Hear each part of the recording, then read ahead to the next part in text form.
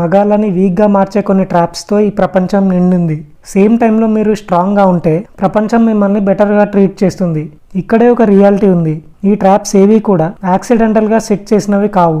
అవి మిమ్మల్ని కంట్రోల్ చేయడానికి సెట్ చేసినవి. ఒక పెడెస్టల్ మీద ప్లేస్ చేసిన వ్యక్తులని ఇంకా క్యాన్సల్ చేసిన వ్యక్తులని ఒకసారి చూడండి. మీరు మగాళ్ళ మైండ్ని కంట్రోల్ చేస్తే మీరు పాపులేషన్ని కంట్రోల్ చేస్తారు.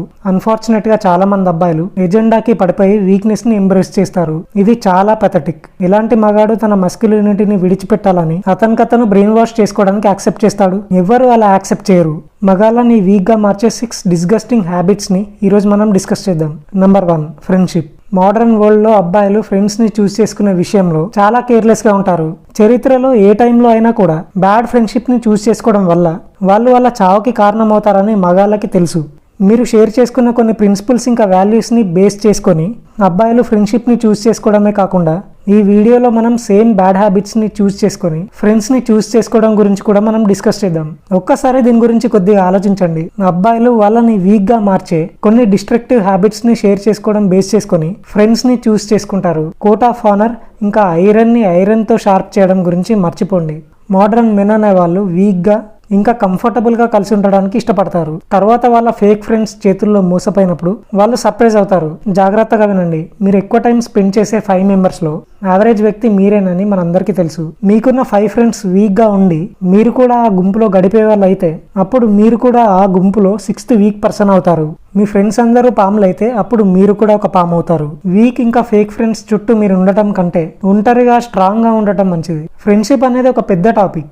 దానిపైన కొన్ని వీడియోస్ ఫ్యూచర్లో చేస్తాను. మీరు మా ఛానల్ని సబ్స్క్రైబ్ చేసుకోండి. అలా అయితే మీరు ఫ్యూచర్ అప్డేట్స్ మిస్ అవ్వకుండా ఉంటారు. Number 2, social media. Social media అనేది భారీ మొత్తంలో ప్రజలని కంట్రోల్ చేసే ఒక డేంజరస్ వెపన్. మీరు ఒక రెస్టారెంట్కి లేదా జిమ్కి ఎంటర్ అయినప్పుడు ఒకసారి మీ చుట్టూ చూడండి.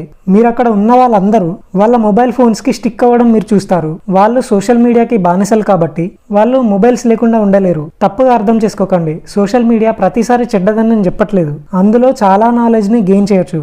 అండ్ సోషల్ మీడియా అనేది ఒక గ్రేట్ థింగ్ కూడా. మీరు దాన్ని ఎలా యూజ్ చేసుకోవాలో తెలుసుకుంటేనే మీరు సోషల్ మీడియాని యూజ్ చేసుకోవాలి. లేదంటే అదే మిమ్మల్ని యూజ్ చేసుకుంటుంది. మీరు 24 అవర్స్ ఆన్లైన్లో స్క్రోల్ చేస్తూ కొన్ని న్యూ ట్రెండ్స్ గురించి డిస్కస్ చేస్తుంటే అప్పుడు మిమ్మల్ని అది యూజ్ చేసుకుంటుంది అని అర్థం. మీరు 24 అవర్స్ ర్యాండమ్గా షార్ట్ క్లిప్స్ని చూస్తుంటే మీరు దాని చేతుల్లో నాశనం అవ్వడమే కాకుండా మీ అటెన్షన్ని కూడా నాశనం చేసుకుంటున్నారు. కంగ్రాచులేషన్స్. మీరు ఇలా చేస్తే మిమ్మల్ని మీరు మోసం చేసుకుంటున్నారని అర్థం. ప్రతి ఒక్కరికి ఇది నిజమని తెలుసు. అయినా కూడా దీన్ని ఎవరు సీరియస్గా తీసుకోరు. వాళ్ళు సోషల్ మీడియాకి బానిసగా మారడానికి ఛాన్స్ ఇస్తున్నారు. Number 3, video games. ఎక్కువ శాతం గేమర్స్ అనేవాళ్ళు మగాళ్లే అని మీరు ఎందుకు అనుకుంటున్నారు?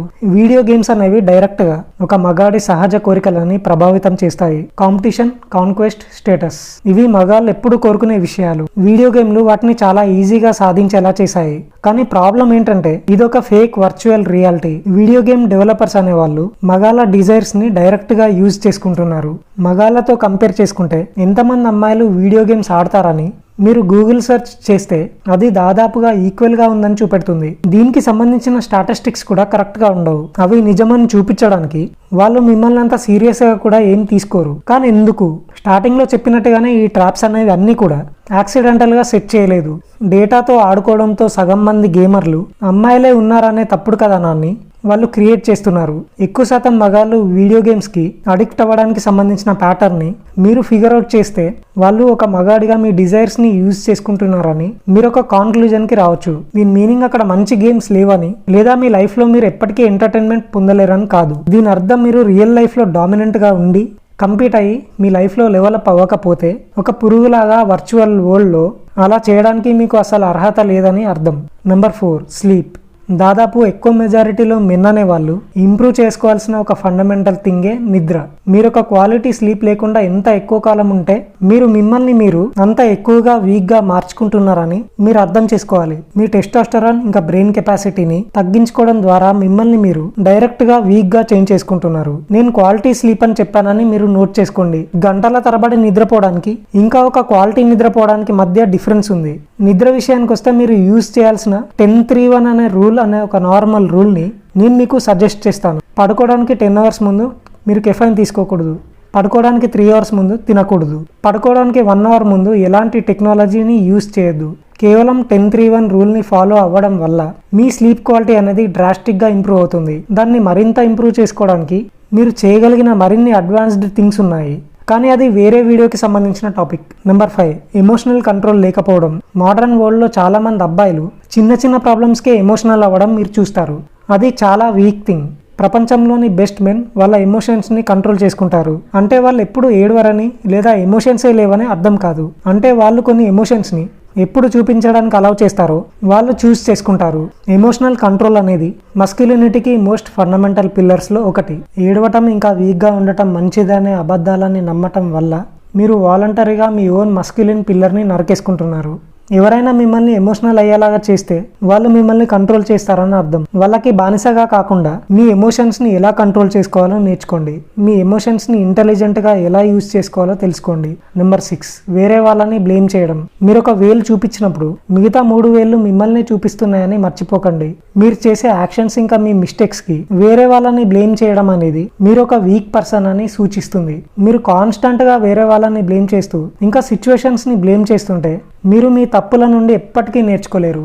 ఏదైనా మీరు అనుకున్నట్టు జరగనప్పుడు ఒక విక్టిమ్ లాగా ఫీల్ అవ్వడం చాలా ఈజీ. మీ లైఫ్లోని ఈవెంట్స్కి మీరు ఎలా రెస్పాండ్ అవుతారన్న దానిపై ఎప్పుడు కూడా ఒక చాయిస్ అనేది ఉంటుందని తెలుసుకోండి. మీ ఆలోచనలకి, మీ యాక్షన్స్కి ఇంకా మీ లైఫ్కి బాధ్యత వహించడం అనేది లైఫ్లో ఛాలెంజింగ్ అనిపించవచ్చు, కానీ మీ లైఫ్ మీద రెస్పాన్సిబిలిటీ తీసుకోవడం కూడా మీ క్యారెక్టర్ని బిల్డ్ చేస్తుంది. ఇంకా మీ సెల్ఫ్ రెస్పెక్ట్ కూడా పెరుగుతుంది. ఓనర్షిప్ అనేది మీ వీక్నెస్ని, లోపాలని డైరెక్ట్గా ఫేస్ చేయడానికి మిమ్మల్ని ఫోర్స్ చేస్తుంది. మీరు ఎవరినైనా దేన్నైనా బ్లేమ్ చేయాలని ఇంపల్స్ అయినప్పుడు ఆగిపోండి. కొన్ని డీప్ బ్రెత్స్ తీసుకోండి.